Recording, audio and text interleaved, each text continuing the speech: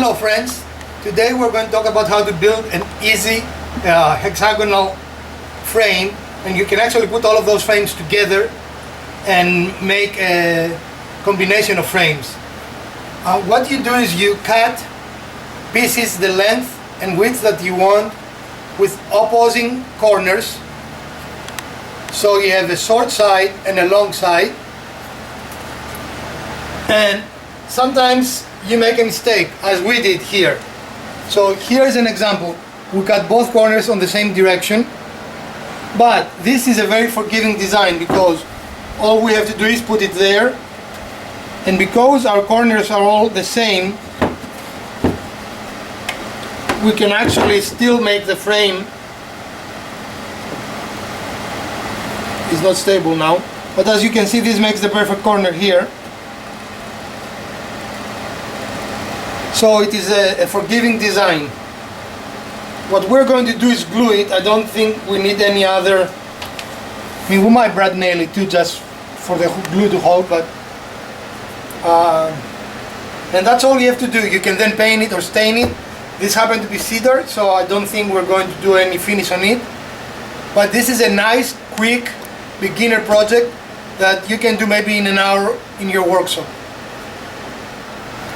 We are going to have to sand the boards because in order to keep the cost very low, we bought cedar that is actually rough. So since this is going to be technically a furniture grade product, we need to make the cedar much smoother. There are two ways to do that. You can use a planer, but because most people don't have planers, we are going to use a hand sander and we'll do the same job. In order to keep the cost low, we purchased cedar that is actually intended to build fences. That is because per plank it is a very low cost. Each of those frames will actually cost us less than $1. But the downside is that it is not smooth. I don't know if you can see it, but this is a very rough sawn piece of wood. So what we're going to do next is actually take a hand sander and sand them. You could also use a planer if you want, but because many people don't have planers in their shops, we're going to use a very common tool, which is a hand sander, and we'll show you part of this process, not every board of course. And also we'll try to show you the difference between and after the sanding.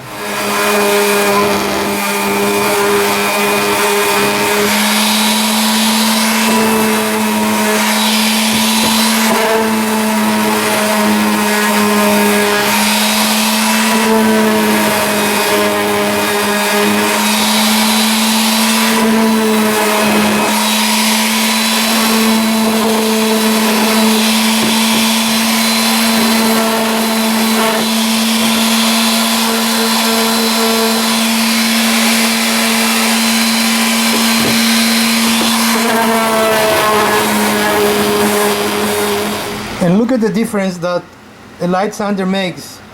This is the board, the rough board as we purchased it, and this is the sanded board. You can see how smooth that looks, and when it takes paint you're not going to see any bumps. It's worth the little effort to get a much better result. So in order to cut the pieces for the frames, you need to tilt your saw to the appropriate angle. We have put it at 30 degrees. We found out through trial and error that 30 degrees seems to be working the best. Of course you can do that with a table saw, but I do prefer the chop saw for this specific purpose. Then you mark them, and the way you mark them, the correct way to mark them, is use an existing piece and go the sword to sword, and then draw a line,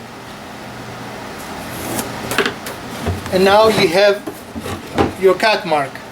Now remember that your angle has to be the opposite of this one, so when you put it in the saw, make sure that this will be the sword, so you need to cut the angle with the short side here and the long side there.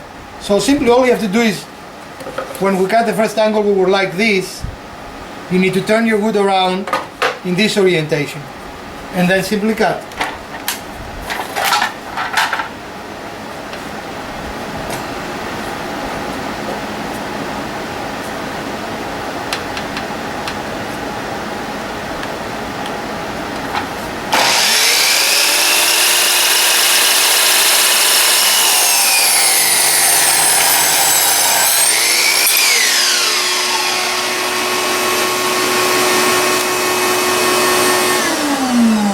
And now we have another piece. We decided that this is too wide.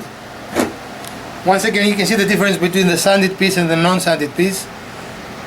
And so we actually cut each piece in half for ourselves. So we're going to go and do that. After we cut all our pieces to length, we're now going on the table saw to half them, because as you remember, we are going to use half the width. Safety is always important on the table saw.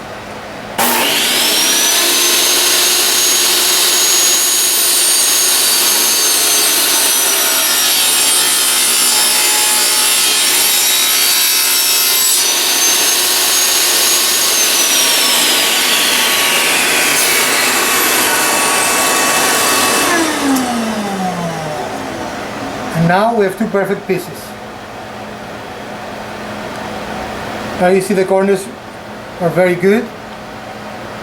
At this stage we've cut, if not all, most of what we need, and we just need to go on and sand them.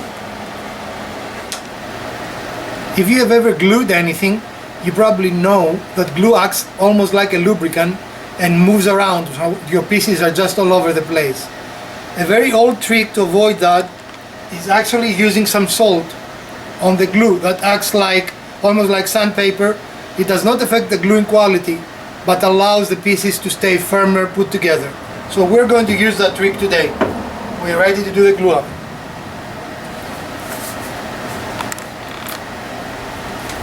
I don't know if we will or not.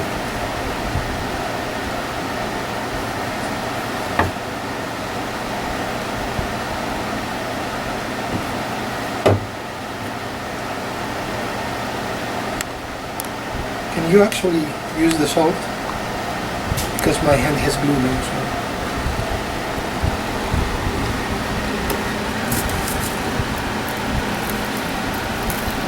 It's like salting your food.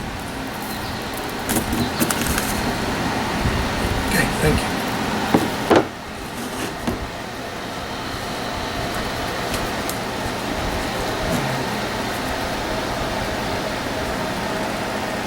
You can stop. Alright friends, we are done with the project, and the best way to keep those corners together is actually with tape, and you can see the three frames here. We're going to give them a few hours to dry, and then we're going to come back. We've not quite decided yet if we're going to do any finish on them, but we will keep you posted. So the three frames are done, and now we're moving on.